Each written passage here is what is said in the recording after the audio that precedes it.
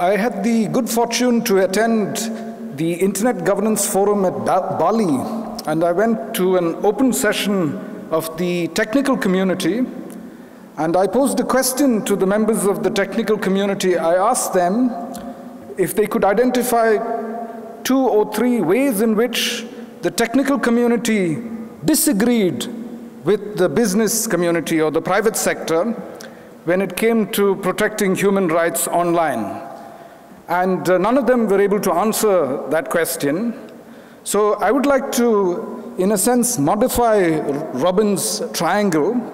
I'd like to throw civil society outside the triangle, and I'll explain why.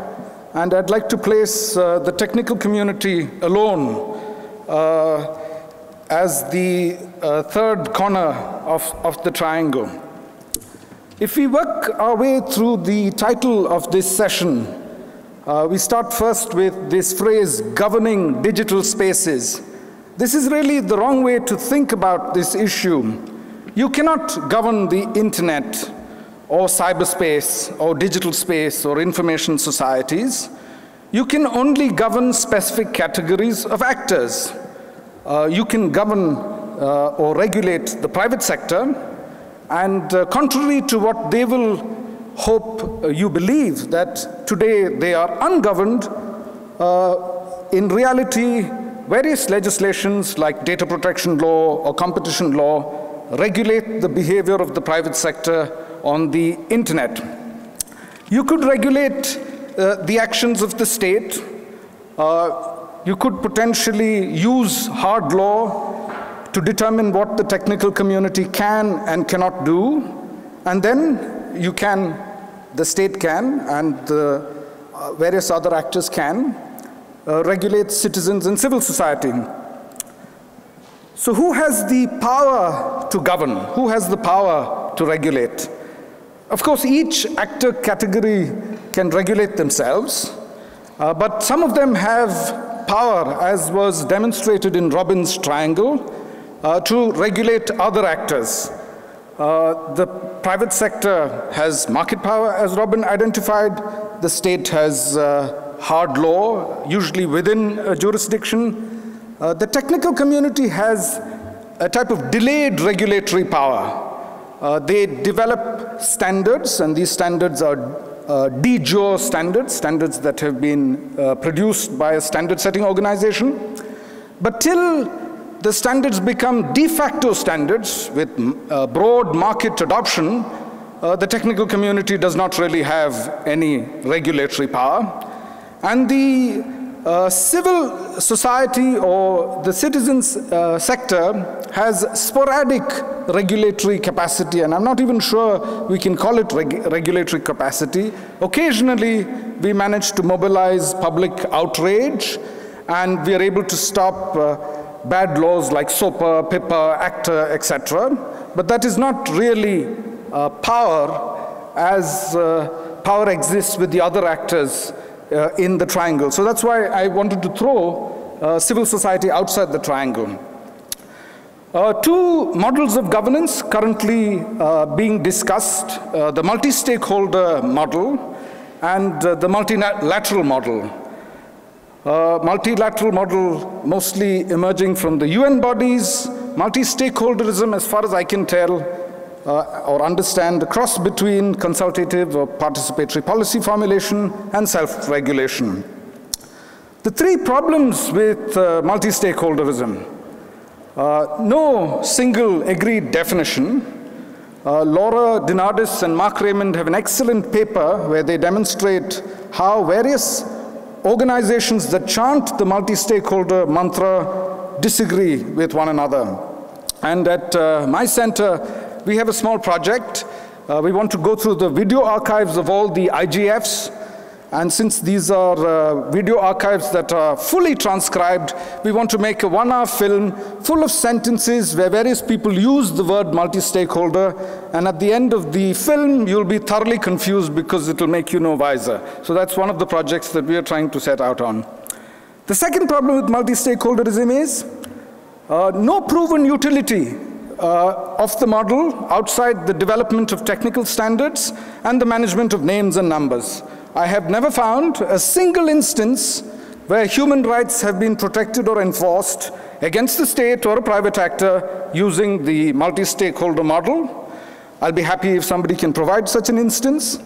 And finally, it can be gamed. Increasingly, corporations are putting up fake NGOs, and many NGOs that don't really have connections to broader civil society are riding what I call the ICANN gravy train and sanctifying the outputs of multi-stakeholder processes, claiming that this is now also civil society consensus, when in reality it's just a double vote for the private sector. Moving on to the next word in the title, access. To me, this is mostly a business of national policy, whether it's broadband policy, competition policy, shared spectrum, shared backhaul infrastructure, an enabling intellectual property environment, etc. This is a problem that is mostly addressed and solved at the national level, so does not really fall into what I would consider a conservative definition of internet governance, those issues that cannot be solved within the national boundary. The next phase, the next word, privacy. Here, again, we have to get certain things conceptually clear before we can proceed. We are always presented with this false dichotomy between privacy on the one hand and national security on the other. But both security and privacy gurus characterize the relationship between privacy and security differently. Bruce Schneier says privacy is a precondition for personal security, and other security gurus say that privacy and security are two sides of the same coin. You cannot design a secure information system without first guaranteeing private access to authentication factors. So if privacy and security are not in conflict, it is indeed an optimization problem, and the biggest challenge before us is addressing the evil Snowden hypothesis. Fortunately, Snowden was a good man with a conscience, and what he told us made us all aware of the violations of human rights violations by the US government. But what if Snowden was evil? What if he picked up the payload and then leaked the payload to terrorists and criminals? What would happen then? So blanket surveillance is not only unacceptable from a human rights perspective, it's a terrible idea from a security perspective. So the research that we have done at CIS has focused on how to understand the relationship between surveillance and security. This is the way we'd like to characterize it. If security is on the y-axis and the percentage of the population under surveillance is on the x-axis, then the appropriate amount of surveillance can be represented as an inverse hockey stick curve.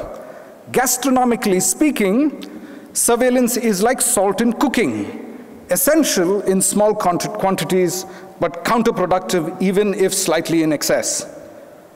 What needs to be done? We need hard international law that makes mass surveillance illegal, with sanctions for rogue state and private sector actors. What are we doing about it in the internet governance space? We've decided to do a bit of surveillance. Instead of always looking down from the pyramid, we'd like to look up. We'd like to place all the civil society actors participating in global internet governance conversations under surveillance. Whether they like it or not, we're going to look them up on their LinkedIn pages and Facebook pages. We're going to trawl through their institutional websites. We're going to check if they practice the philosophy and principles that they preach. Do they disclose their sources of income? Do they disclose how they spend this money? Do they, for example, disclose who pays for the various junkets across the globe, etc.? And we're hoping by this amount of increased surveillance on these actors, there will be better policy making in these global fora. With the last word, freedom, I think it should mean freedom of expression, because it is Hillary Clinton that first brought up this type of rhetoric of internet freedoms. And according to Hillary Clinton, there were the good states and the bad states, and then the swing states. So the good states is US, UK, and the Scandinavian countries. The bad states is Saudi Arabia, China, Russia, and the swing states are Brazil, India, etc. We could go either way. But post-Snowden, it is clear that the good states have lost their higher moral ground. In fact, they are more evil than the bad states. China only censors the internet for its own population. China only surveils its own population. The American government not only censors the internet for the whole world through a variety of laws and mechanisms, it also does surveillance upon the whole world.